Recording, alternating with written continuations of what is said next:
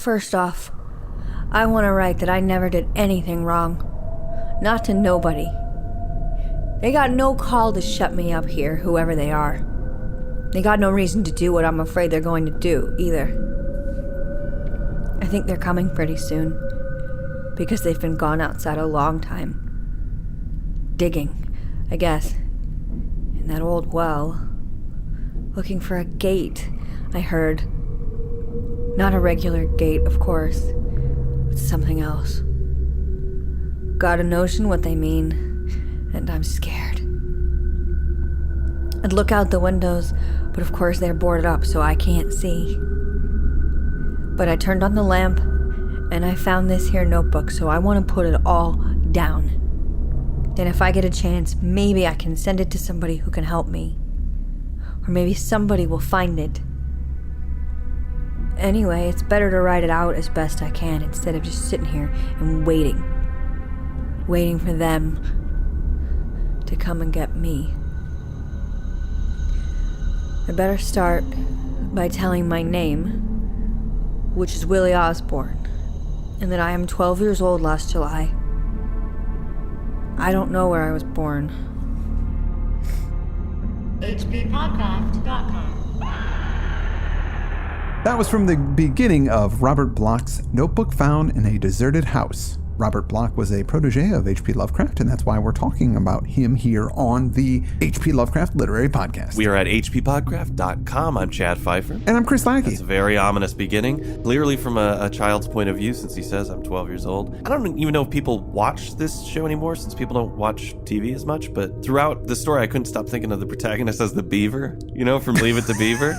Gee, Wally. Yeah, you watched that show, didn't you, growing up? I watched it like crazy growing up. I feel like lately I've been talking about a lot of syndicated TV, which I think demonstrates just how good at sports and playing outside I was as a kid. You and me both. But I really loved the Beav, even though when I watched that, I was kind of, Eddie Haskell was the guy I wanted to be. I used his shtick. The first time I met a friend's mom, I was like, gee, Mrs. Kirk, don't you look beautiful today? And it worked. It totally works.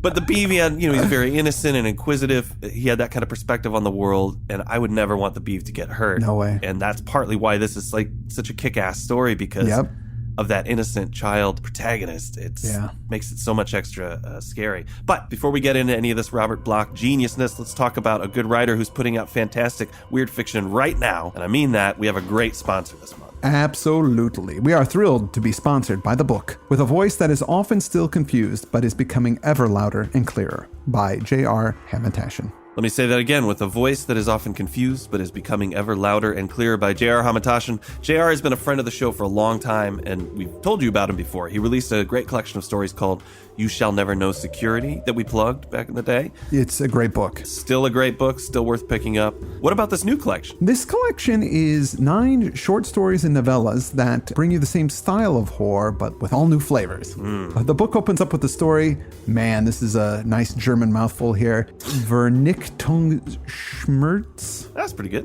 Which literally translates to pain of annihilation. And this story follows 4 teenage girls as they question a being who may give them the ultimate escape from the pain of death. I like JR because he's a great writer of weird fiction, but he has a sense of humor about himself. The first few pages of the book, you've got the obligatory reviews of how great his first book was, including a quote from us. Oh, yeah. But the last pull quote is, if you have 3 pages or so of critical praise, it validates you as a human being.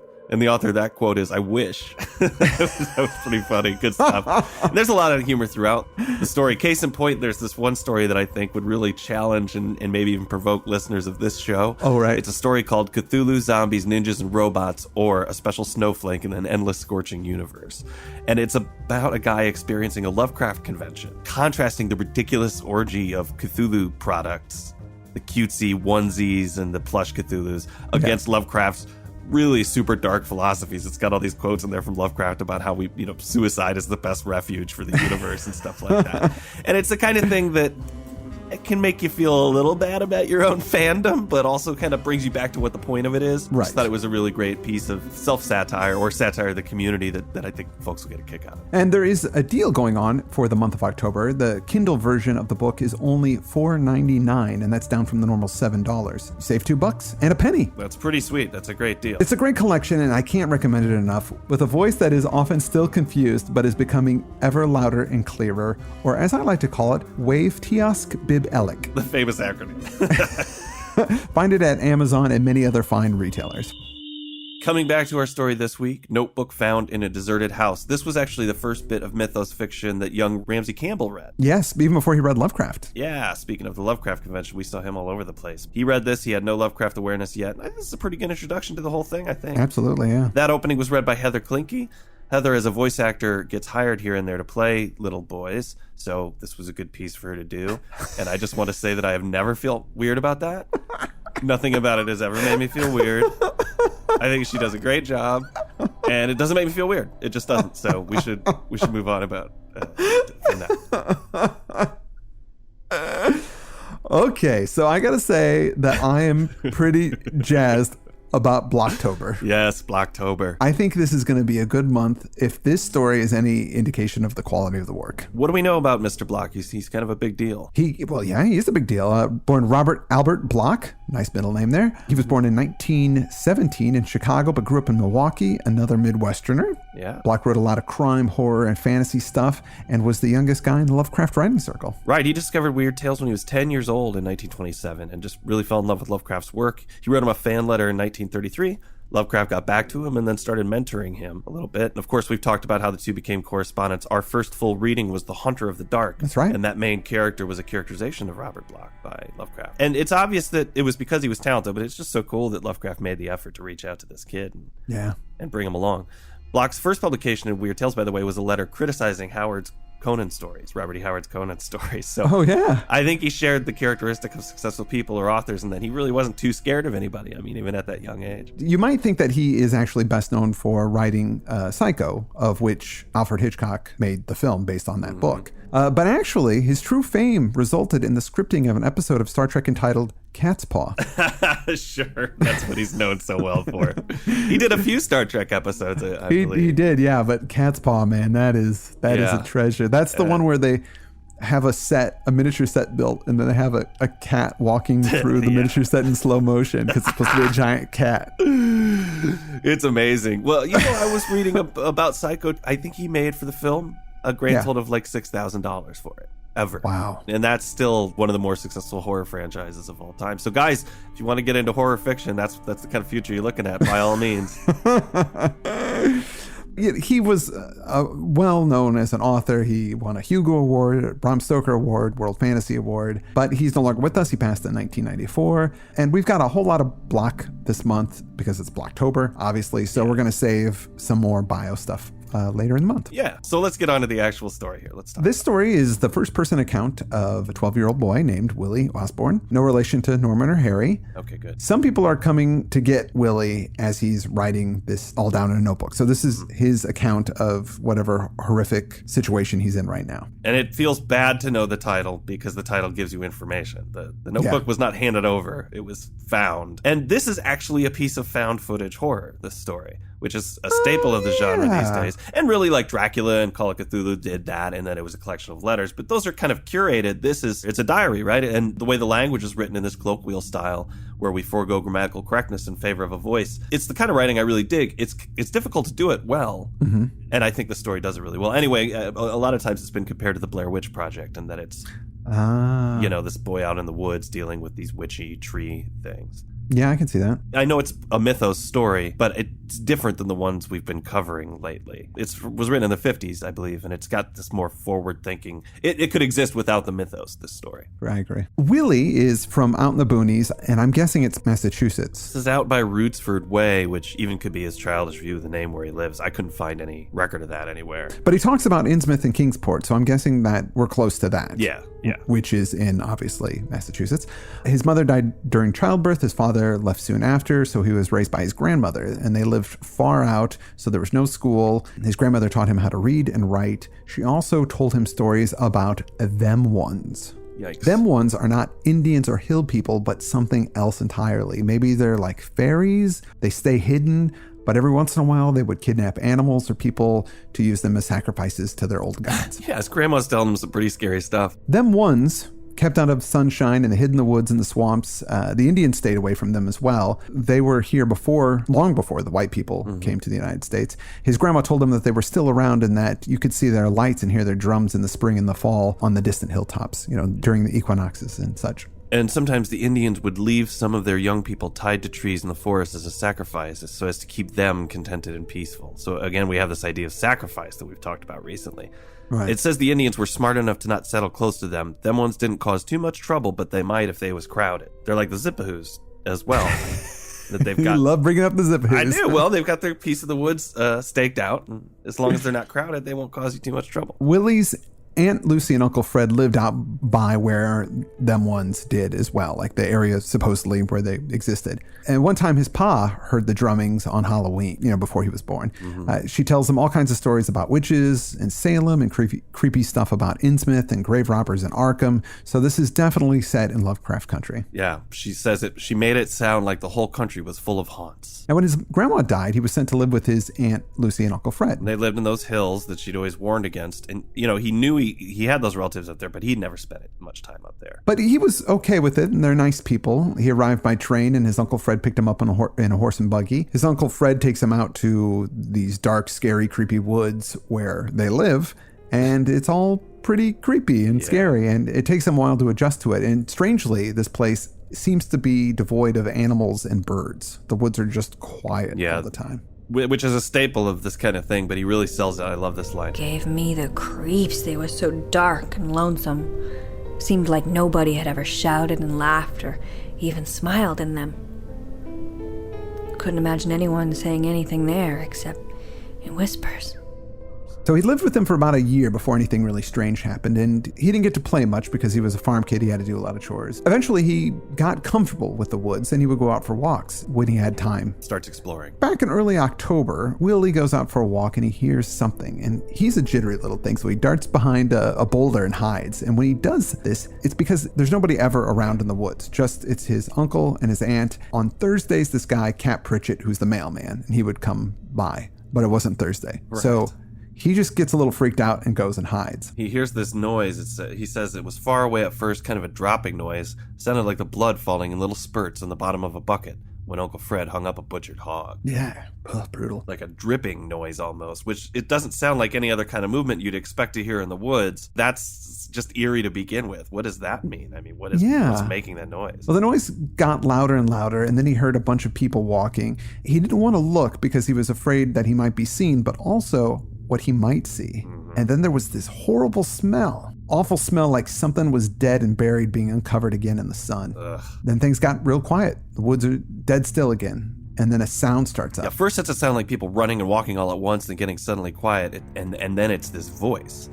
He describes it as it's a voice and it's not a voice. That it doesn't sound like a voice, but more like a buzzing or croaking, deep and droning. But it has to be a voice because it is saying words. The combination of the sound and the smell made Lil Willie faint. And when he came to, there was nobody around. He just ran home. There was no voice. There was no thing, but he knew something was out there. No human being can leave tracks in the mud like goat's hooves, all green with slime that smell awful. Not 4 or 8, but a couple 100. I didn't tell Aunt Lucy or Uncle Fred. But that night when I went to bed, I had terrible dreams. I thought I was back in the glen. Only this time, I could see the thing. It was real tall and all inky black, without any particular shape except a lot of black ropes with ends like hoofs on it. I mean, it had a shape, but it kept changing. All bulgy and squirmy into different sizes. There was a lot of mouths all over the thing, like puckered up leaves on branches. That's as close as I can come. The mouths was like leaves, and the whole thing was like a tree in the wind. A black tree with lots of branches trailing the ground, and a whole lot of roots ending in hoofs. And that green slime dribbling out of the mouths and down the legs was like sap. Now, here's a little something that threw me. In this story, they call this creature a Shoggoth, which is obviously from At the Mountains of Madness. The Shoggoths were made by the Elder Things as a slave race. But this, in the role-playing game, is actually a description of the Dark Young of Shub-Niggurath. Because the description of the creature, the Dark Young of Shub-Niggurath, is that quote. Yeah. And so I read that Chaosium actually made this into a different creature just to have some variety of monster. Okay. But its description is very different than that of the Shoggoth in The Mountains of Madness. Oh, right. But Shoggoths can kind of become anything. Yeah. Right? I think. So Yeah. it's just the way, the shape, the form it's taking on. I don't know. It's just a monster tree. I think it's a monster tree. It would still work even if the monster were never named. So Willie gets this idea that back in Europe, there were people that worshipped things out in the woods and made sacrifices to them called druids. Now, nobody knows who they were or what they were doing. He also gets to thinking that maybe some druids in the old days got out of Christian Europe because they were being persecuted, obviously, and then came to the U.S. just like good old Leif Erikson did. Yeah, they got chased out of the forest in England and France, and they were smart enough to build boats and come over. I mean, he doesn't just get this idea out of nowhere. There's this book his Aunt Lucy has. And he says it's called a mythology. And that's got all this information. Thank God he doesn't list all the books his Aunt Lucy has. He just mentions that one, which is pretty great. Willie thinks that the drums and the fires are these druids out in the woods and the swamps calling up tree spirits. And, Halloween is getting close, so he's feeling pretty nervous. Yeah, that was the big time, Grandma always said, which is a great line. If you work hard enough as a monster, you'll make it to the big time. Halloween! That's when they roll out all the serious scariness. Now, Cap Pritchett shows up to deliver some mail, and Uncle Fred gets super excited. It's not the phone book, but it is a letter from Cousin Osborne, who's going to stay with them. And his train is supposed to arrive at noon on October 25th. Cousin Osborne is blood relation to Aunt Lucy. And of course, when you're living all alone like that, any visit from anybody has got to be super exciting. They're so excited that they do some construction. They actually build a bed and do some stuff to get everything ready for Cousin Osborne to stay there. And on the 25th, Uncle Fred goes into town, and Lucy and Willie stay home, do some chores. One thing about the house is that it has two wells. There's a new well that's close to the house that they use. And then there's the old well, which isn't used anymore because it is full of this slimy, stinky water that's kind of got this green, oozy stuff in it. They don't know why it's different than the other well. Willie stays home with Aunt Lucy, and they keep busy, but a storm rolls in. Storms are common enough in the area, so they don't really worry about it. However, 5 o'clock rolls around, and Fred and Osborne aren't back yet. 6 o'clock, still nothing. Now Lucy's getting worried. She thinks maybe the buggy has problems or something, so maybe they're staying in the depot that night. But as the night wears on, she gets more and more worried. A horrible feeling. The storm dies down, and Lucy decides to go out on the road with Willie with a lantern to kind of light the way. Not sure if it would make much difference, but it's good to do something, be proactive. When they get out there, it's very creepy. It says, everything was still, like in the deep part of the woods. I felt kind of scared just walking down the path with Aunt Lucy, like something was out there in the quiet dark, someplace waiting to grab me.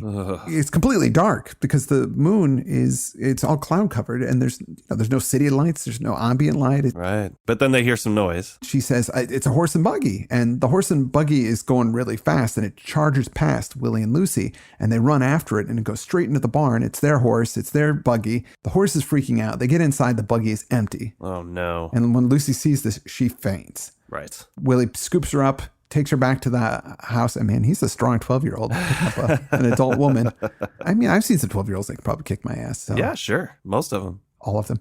Willie gets her to bed, and he stays up most of the night looking out the window, but they don't come back. And the next few days are bad. The horse died the following day because it was so freaked out by whatever happened. Lucy won't go into town or let Willie go into town. She's just freaking scared.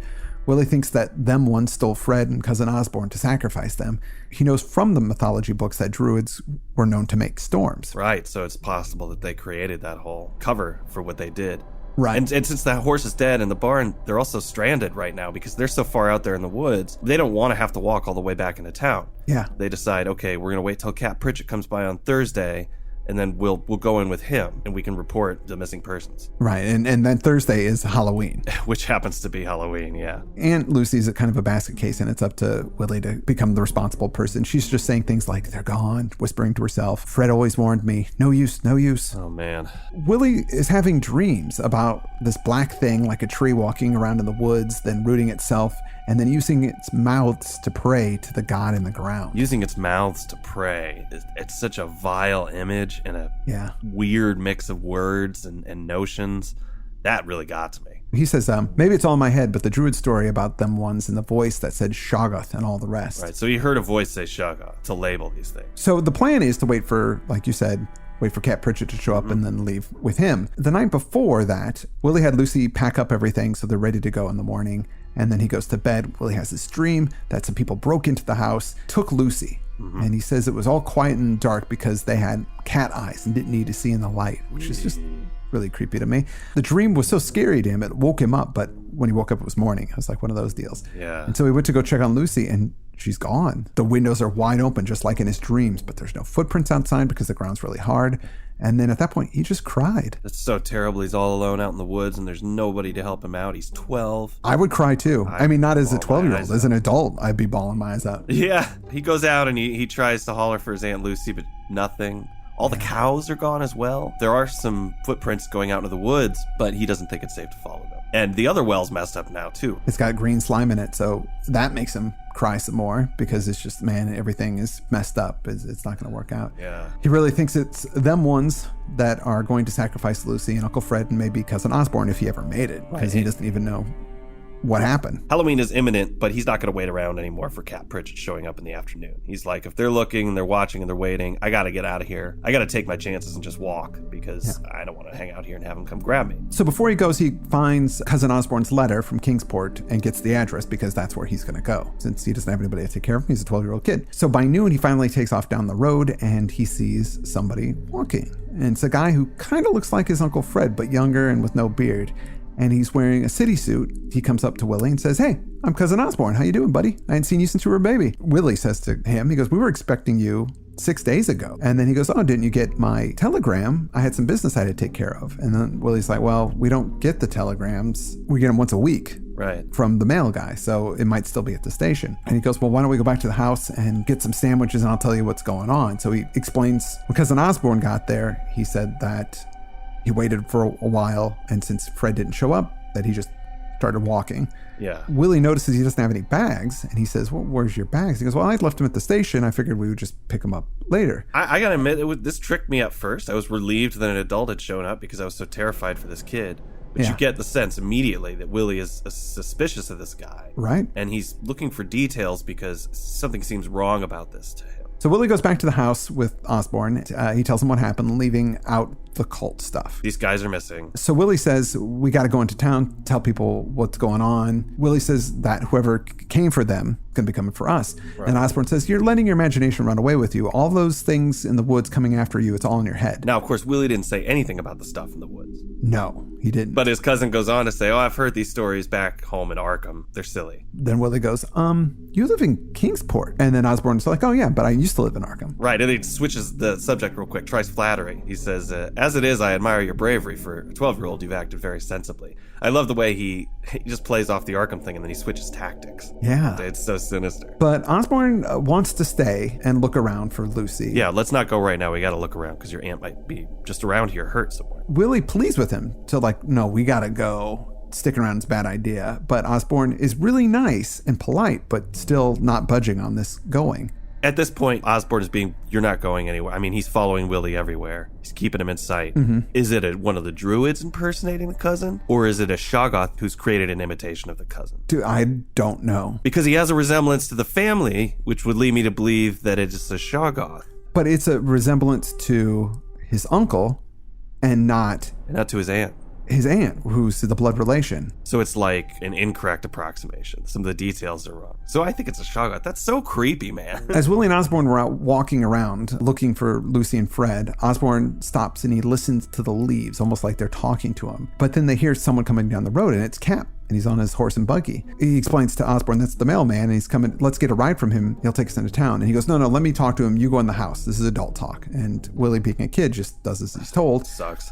He goes in the house, but watches out the window, and he sees Osborne talking to Cap. They finish the conversation. Cap starts to drive away, and he waves to Osborn. And Willie freaks out and he just runs outside and he just screams. He goes, "Wait for me, Cap, I'm coming, take me to town." And Cap got bad information. He's like, "I thought you went with Fred and Lucy into town. What are you doing here?" So he's been lied to. Willie just says, "Don't listen to him. Take me, Cap, please, take me." Then Osborn says, okay. If you're insisting on it, we'll all go together. But this kid's he's a little off his nut. He's living out here all by himself. And so he starts to crawl up in the buggy with them. Cap freaking pulls a gun on him. Yeah. And he says, yeah, you're not coming with us. And this stops Osborn in his tracks.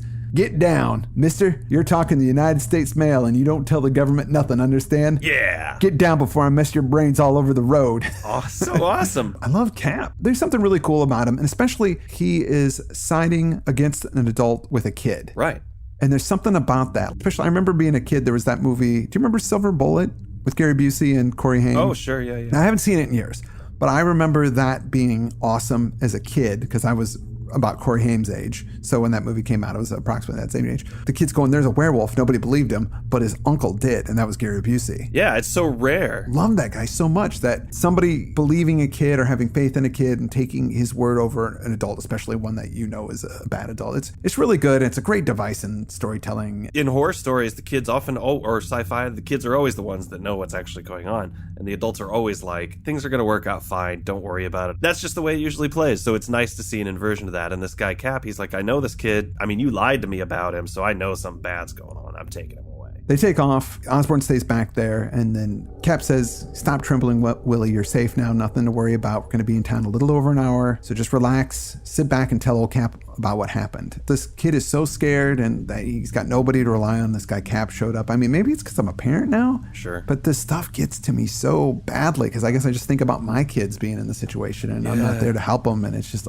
This ride, he's telling Cap about what's happened, but the sky's getting dark. The sun is setting. It's happening early. Some clouds are coming in, and they hear a clap of thunder, or at least what they think is thunder. Cap says, "Oh man, the storm's really coming in, thunder and all." And Willie says, "That's not thunder, those are drums. It's them ones getting ready for the Sabbath." Cap looks at him confused, and he's like, "What do you know about the Sabbath?" Yeah. And at that point, Willie, he tells him everything, like all the weird supernatural stuff, the truth.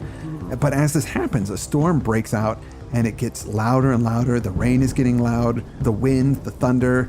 It was pitch black outside now, and the only time we could see was when lightning flashed. I had to yell to make him hear me. Yell about the things that caught Uncle Frank and come for Aunt Lucy, the things that took our cattle and then sent Cousin Osborn back to fetch me. I hollered out about what I heard in the wood, too. In the lightning flashes, I could see Cap's face. He wasn't smiling or scowling. He just looked like he believed me.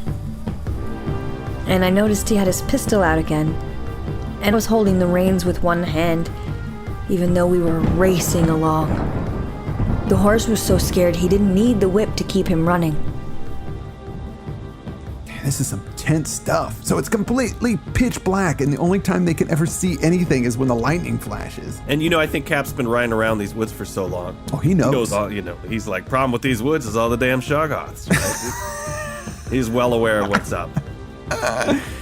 He's yelling at Cap about, like, what's a Shoggoth? Because he knows that he knows. And right as he sees that, the lightning flashes, and he sees Cap looking at the road in horror. And the next flash of lightning, he sees that the trees are in the road, but it's not just the trees kind of moving into the road. It's this black, ropey thing that he saw before. Cap yells, "Shoggoth!" And then things go crazy. The horse bucks. Cap goes over the dashboard headfirst and down into the squirming mess that was the horse. So they both it's bad. Cap is screaming and screaming. Willie just gets up and he runs away as fast as he can. And over the thunder and rain, he can still hear Cap screaming his head off at whatever. Yeah. Oh. At this point, Willie's off the road because it's just a muddy quagmire at this point, but he keeps running. He sees these fires, and so he kind of starts going that way because it's the only thing that he can see. And it's these fires burning in the hills, and they're burning red and green. And he also sees this big white stone altar, and there's a bunch of men with long gray beards and wrinkly faces throwing stuff into the fires and making it stinky smoke. Oh, no. These two guys show up driving cattle, and one of the men takes a cow towards the altar, and then just the bearded guy slits its throat. The black smoke is now starting to block his view, and there's more chanting going on. It's full-on occult ritual stuff here. Right, because after the cattle, then they bring up new sacrifices, and they're two-legged ones. Right. It's hard to see through the smoke who it is, but Willie's got a pretty good idea. He hides his face when they kill them, and they kill these people. And then something comes out of the wood, something big, and it's this blacky, ropey thing on hooves with mouths and snaky arms, and the black thing devours the sacrifices and starts to swell and grow. Yeah, and the kid says, that finished me. I didn't care anymore. I was out of there. And he just runs and he runs and he's screaming his head off. And then he gets back to the farmhouse. He makes a full circle. He's back where he started. He gets in and locks the doors. He's exhausted, but he decides, I got to fortify this place. So there's all this wood from all the construction they were doing. So he boards up the windows and the doors, and nothing's getting in. He falls asleep. Now, Willie wakes up next morning. It's late morning. He slept for a while, but nobody came. And he thinks, well, since nobody came, maybe I can try and make it into town. And now Halloween's over, so maybe I'll be okay. Right. But right as he gets ready to leave, he hears people coming, and he hides. And it's Osborne with some other folks. Osborne calls out for him, but of course he doesn't answer. And then they try the doors. Well, he's got it boarded up, so they can't get in. They can't get in. I mean, he tries. He's slamming them, and he's kicking them, and he's cussing up a storm. Right, that's the thing. It says, I don't know if he's with other folks, like people, because it just says, I could hear him pounding and cussing. That was bad. But then he began mumbling, and that was worse, because it meant he wasn't out there alone. Which is such a creepy way to put it. I don't know if he's with people at all, because then he hears some weird sounds. Yeah, some strange croaking sounds when these people, or whatever they are making. And he doesn't look, because he doesn't want to be seen. But he says, he hears Osborne say, wait until dark. We can use the well to find the gate. Look for the gate. He thinks the well must be some sort of entrance to an underground place. That's where those druid men live, and the black thing.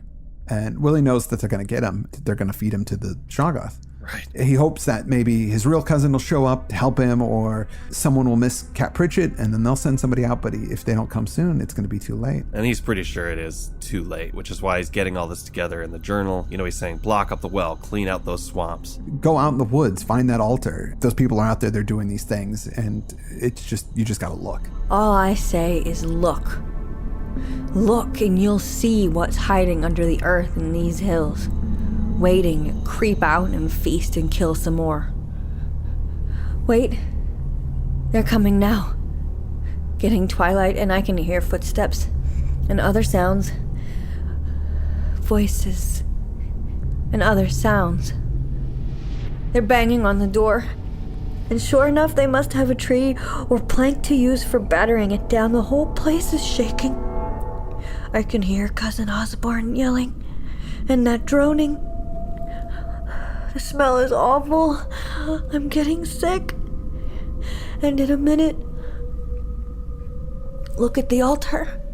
Then you'll understand what I'm trying to tell. Look at the big round marks, 2 feet wide on each side. That's where the big black thing grabbed hold.